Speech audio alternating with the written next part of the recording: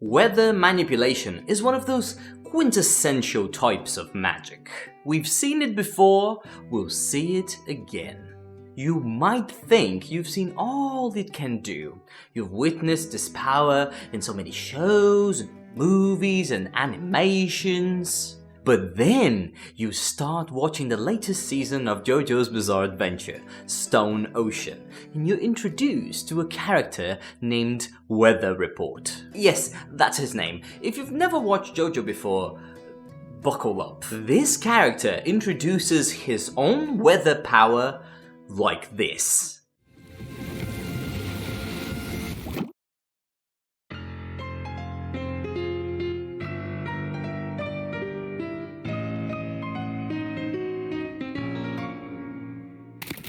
Yes, he creates a little rain cloud that pushes some markers onto a piano, and that plays a song.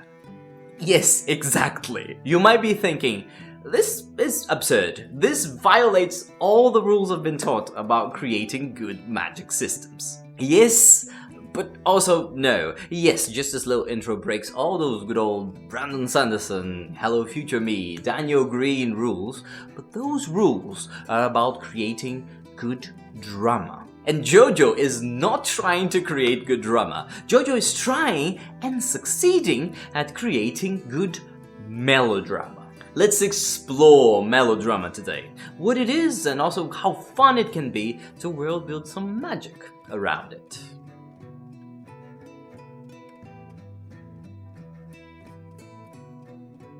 Do you want to create incredible worlds that inspire awe and wonder?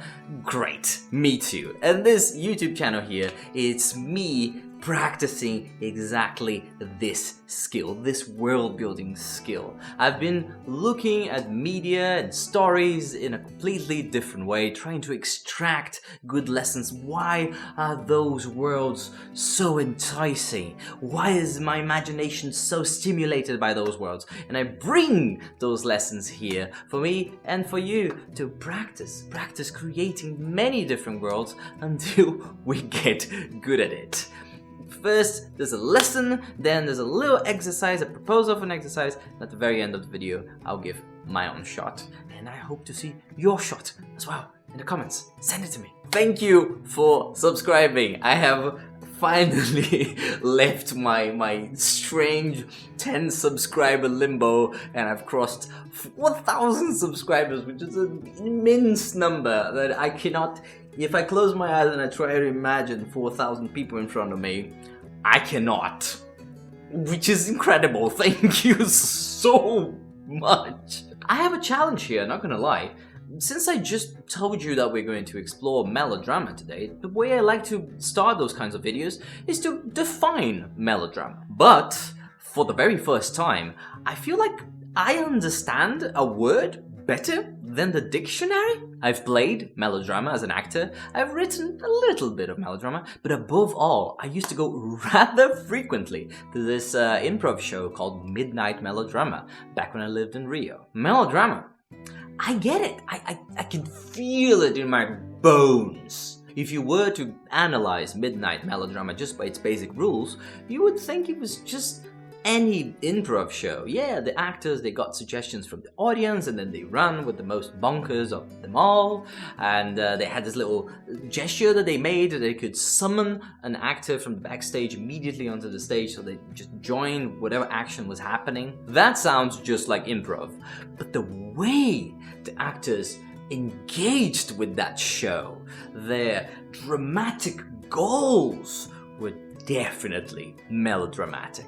Here's a tiny example. I remember this one particular show when this pirate captain character said something in the lines of, "You thought I was alone, but in fact," and then he made this little gesture to call another actor. And you would imagine that somebody would barge into the room or something like that. But then this actor rushes to his leg and crouches next to the captain's leg and sort of emerges from the leg saying, "Yes, I was here all along.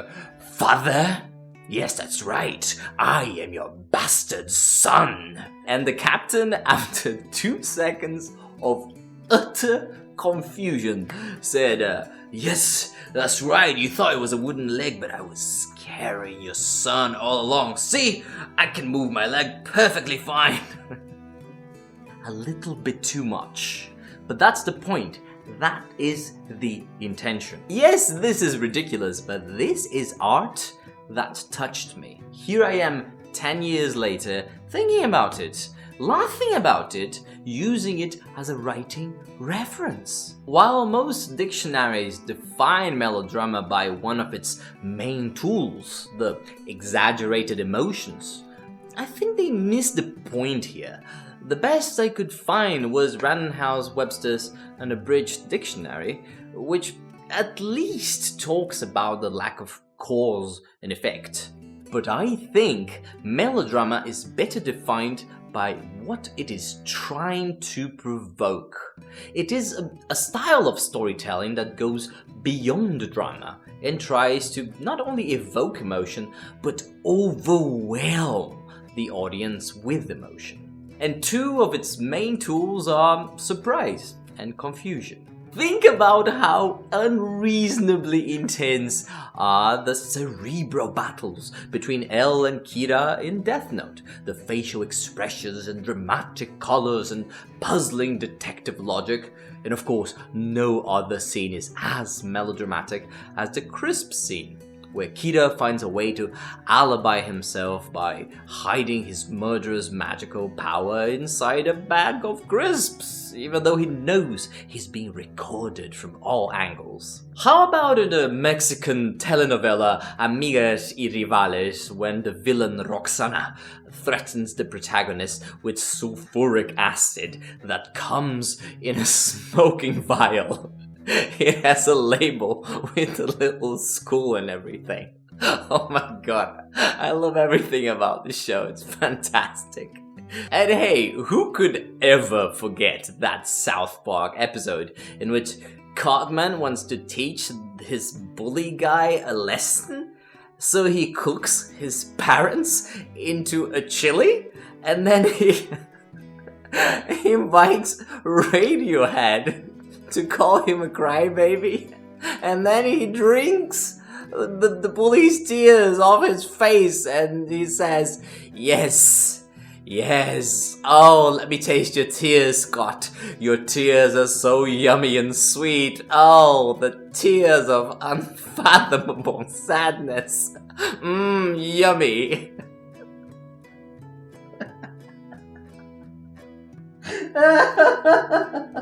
Melodrama is not only trying to make you feel stuff, it is trying to make you feel too much stuff. You can't handle it. It is trying to make you go all, wait, what? What? Hang on, what? We'll get back to that reaction. So it makes sense that not all the normal rules of storytelling apply here, as the emotional go is different. What works or not, can vary as well. That's enough theory for today. Now let's have a look at writing and world building in the wild. JoJo is unabashedly melodramatic. People scream a lot and they dress and behave extravagantly. Every single punch seems to extract a full liter of blood. But today we're gonna focus on the magic, and here's the lesson we're trying to extract. How does JoJo's magic contribute to its really good melodrama? How does it boost it? And to do so, let's talk about one specific power and one specific scene. Here's the scenario. Our protagonist, Jolene, has been shot. Our sidekick weather reporter is wounded and stuck behind a steel door. A somewhat daft goon is about to finish Jolene off, and the main antagonist is slowly approaching. It is the hour of darkness. Everything seems lost. What do you think is gonna happen? Whatever you just thought, it's not gonna be that. It is magical melodrama time, baby! Really, you can't possibly begin to imagine what's gonna happen. Because right at the moment when this lackey was going to shoot Jolene, a frog falls from the sky hits his hand, and the bullet misses. Oh, but those are not just any frogs. A narrator conveniently explains that those are poisonous dart frogs who live in Central and South America. Yes, the same frogs David Attenborough talked about. Yes, those ones. Wait, what? What? Hang on, what? This is what the scene is all about. This is how this problem is solved. Weather report makes frogs rain from the sky, which is a biblical reference, and the narrator even justifies it, saying, between 1887 and 1974, in Florida alone, it was reported that more than 50 cases of fish, frogs, snakes, and sheep fell from the sky. The cause is attributed to tornadoes and whirlwinds. I am not making this up. This is a line from the show. It is a complete curveball that takes any resemblance of logic and throws it out of the window. And it does help the melodrama. I was expecting the heroes to find some sort of solution, but the solution is utterly ridiculous. And utter ridiculousness fits here. Not only the weather power was pushed to its very limits, again, because it was already pretty stretched the previous episode, but now all the other characters have a chance to deal with this magic situation, and because the situation is so bonkers, they have the opportunity to be as mega emotional as they like.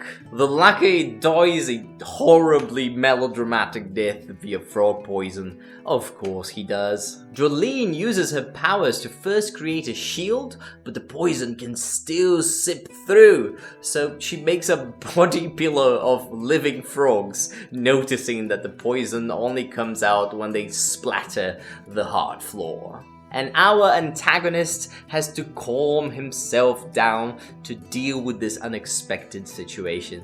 Here's his text. Calm down. I must keep my composure. What do I do in such a situation? 2, 3, 5. Calm down. 7. Count prime numbers and calm down. 11.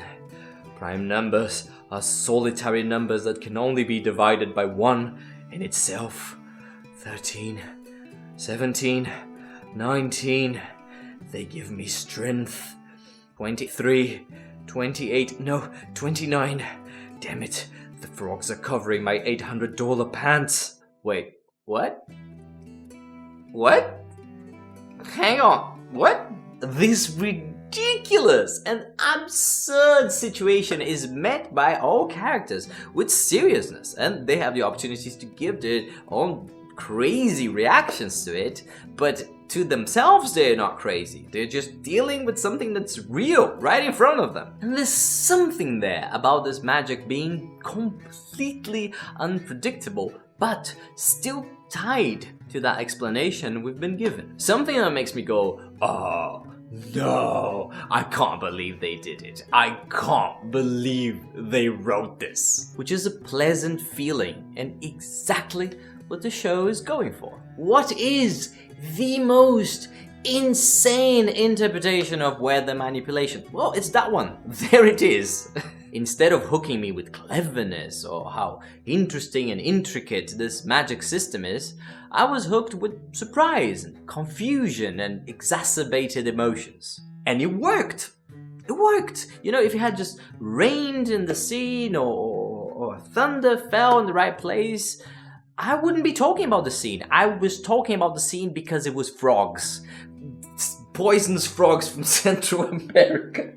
Right, it's time for us to draw inspiration from JoJo and write our own melodramatic scenes.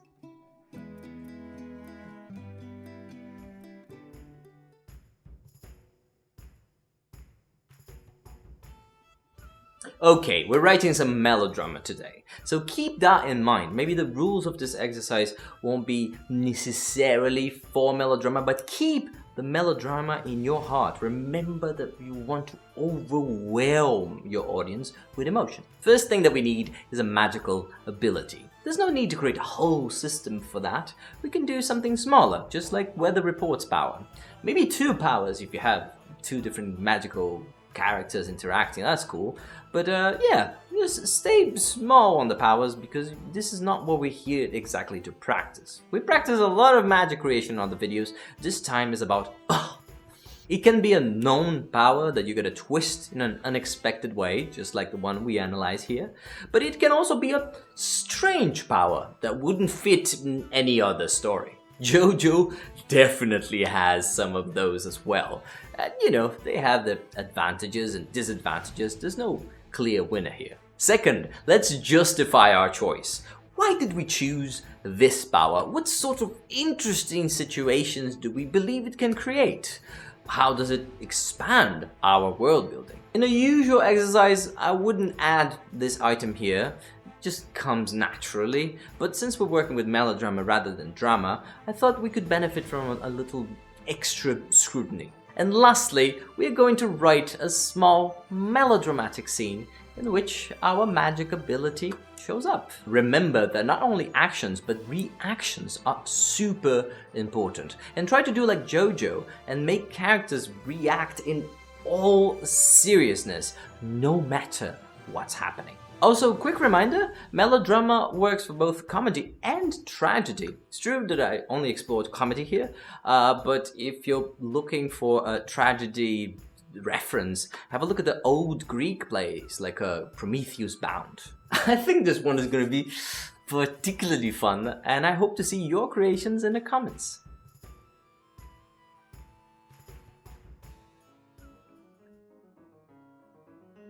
I'm thinking a magical family drama. A story about over-the-top brothers and sisters gathering in the manor of their recently deceased mother to fight for an inheritance full of magical, powerful, strange objects. No fist fighting though. I'm thinking political alliances and lines sneaking around. So I'm gonna make a power that can interact with this sneakiness of the story in a very exaggerated way. My main character, Lombardio, has this special talent. If he touches your chin, he can tell if you're lying or not. But only once. If he wants to recharge his powers, he needs to fall asleep. I think this power is great for political situations. I think it might have a lot of interesting interactions with other abilities, like siblings using their own magic to help him or block him from touching chins. Once Lombardio uses his ability, everybody starts lying. All at once. That can be fun. And there's interesting scenes with this sleeping factor, like a sister who's gonna do everything in her power so he can't sleep. But then there's another sister with an arsenal of sleeping pills and hypnosis techniques, and she's gonna do everything to help him because she really needs him to use his power the following day. Okay, with that decided, let me put it in action. He wants to steal the ruby amulet from you, Lombardio, said Constanzo with a grin. He lit a cigar, filling the dark green room with cinnamon smoke. If you lend it to him even for an hour, he'll replace it with an exact copy. You're gonna have to trust me on this one, little brother. Velvet drapes hid the storm outside but couldn't mask the sound of hail. Black wax candles failed to light the room with coziness. The projected shadows of tall chairs looked like hidden observers. Constanzo, I appreciate your concern, but this 14-meter-long mahogany table does not inspire confidence. Lombardio, said Constanzo. Lombardio, Lombardio, Lombardio, Lombardio. He paused to take a breath. Lombardio, Lombardio, Lombardio, Lombardini, my dear brother. I am well aware your powers can be activated by any body part. I had to choose a table long enough to avoid any expertly projected spit, even from a European spitting medalist like you. How did you know? Raged Lombardio, but Constanzo just bit his cigar and chuckled. Lombardio suddenly recalled his mother's voice. In this very room she had told him, "He who masters himself is always victorious." He forced himself to calm down, closing his eyes and taking a deep breath. "You're telling me my own twin brother Lambisco plans to betray me, Constanzo?"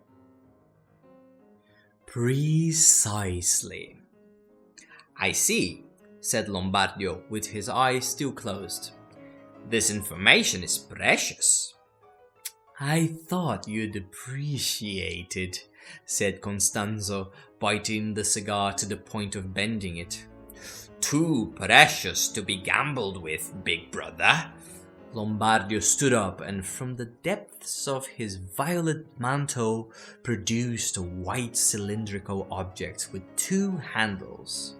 His eyes opened in cold focus. The object had a tag that read, "Stadium T-shirt Bazooka." Lombardio pulled the two handles together and the apparatus fired with a cluck sound. From the cannon surged a cloud of white dust. "What is this?" For the first time, Constanzo's voice revealed a note of fear. His hands were too slow to protect his chin from the floating particles. The younger brother grinned. "Every time I file my nails, I store the precious powder of my body parts for an occasion such as this.